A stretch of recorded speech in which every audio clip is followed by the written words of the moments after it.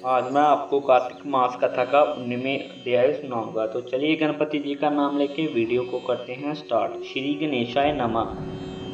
19वां अध्याय। राजा पृथु ने पूछा, हे देवऋषि, अब आप यह कहिए कि भगवान विष्णु ने वहां जाकर क्या किया, तब तथा जलंधर की स्त्री का पतिव्रत कैसे भ्रष्ट हुआ।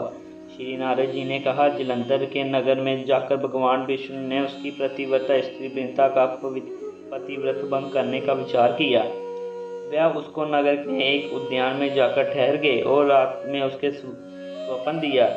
यह उनकी माया और अद्भुत कार्य पद्धति थी। उनकी माया द्वारा जलंधर की स्त्री प्रतिव्रता वृंदा ने रात में यह स्वप्न देखा कि उसका पति नग्न होकर सिर पर तेल लगाए महर्षि पर चढ़ा है। वह काले रंग के फूलों की माला पहने हुए तथा उसके चारों ओर हिंसक जीव है।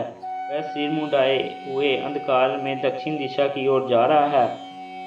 उसने अपना नगर को समुद्र में डूबा हुआ देखा और इसी प्रकार वह बहुत भयानक सपने देखे। फिर तुरंत ही वह जाग पड़ी और स्वप्न के संबंध में विचार करने लगी। इतने में उसने सूर्य को उदय होते देख तो सूर्य ने उसे एक छिद्र दिखाई दिया तथा वह कांतिहीन था।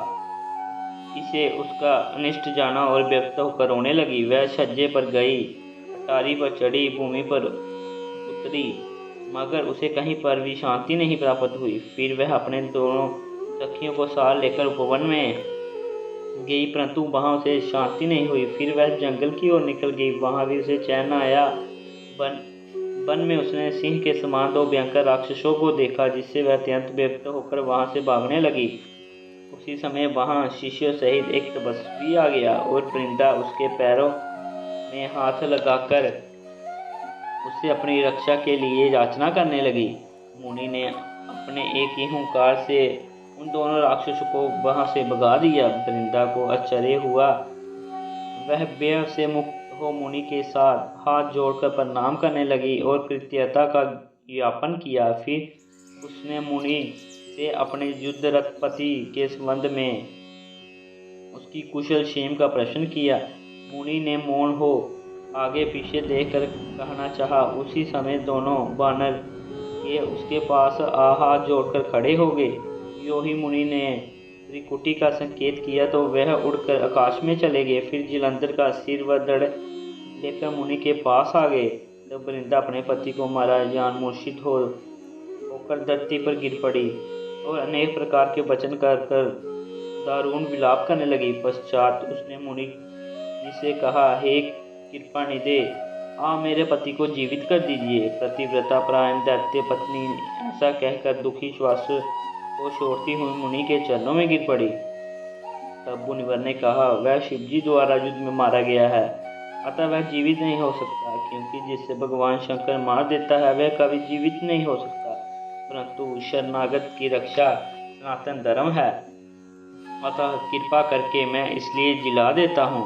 श्री नारद जी कहते हैं कि वह मुनि साक्षात विष्णु थे, जिन्होंने ये सब माया फैलाई थी। वह वृंदा के पति को जीवित करके अंतर्ध्यान हो गए।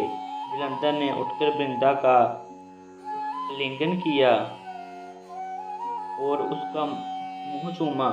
वृंदा भी पति को जीवित देखकर बहुत खुश हुई और अब तक हुई सब बातों को स्वप्न समझा। पश्चात वृंदा काम को बहुत दिन तक अपने पति के साथ विहार करती रही। एक दिन उसने संभोग काल के अंत में भगवान विष्णु को पहचान लिया। तब वे उन्हें दंडित करती हुई बोली, हे पर स्त्री से गमन करने वाले विष्णु, तुम्हारे शील में धिक्कार है। मैंने जान लिया है कि वह मायावती तपस्वी तुम ही थे। हे राजन, ऐसा कह परम क्रुद्र से पतिव्रता ने अपने तेज और प्रकट करते हुए शाप दिया। जो तूने अपनी माया से दो राक्षस मुझको दिखाए थे, वह दोनों राक्षस किसी समय तुम्हारी भी स्त्री का हनन करेंगे और तुम्हें विरह में दुखी होकर तुम बानरों की सहायता के समय वन में भ्रमण करोगे और वह सुवेश्वर को इस समय तुम्हारा शिष्य बना हुआ वह वहां पर तुम्हारा साथी रहेगा। ऐसा कहकर पतिव्रता वृंदा भगवान विष्णु के लाख मना करने पर भी अग्नि में प्रवेश कर गई।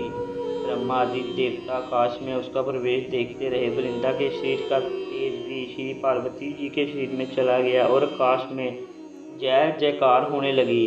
पतिव्रता धर्म के प्रभाव में वृंदा ने मुक्ति प्राप्त कर ली। इसी के साथ हमारा कार्तिक मास कथा का 19वां अध्याय समाप्त होता है। तो मिलते हैं 20वें अध्याय में।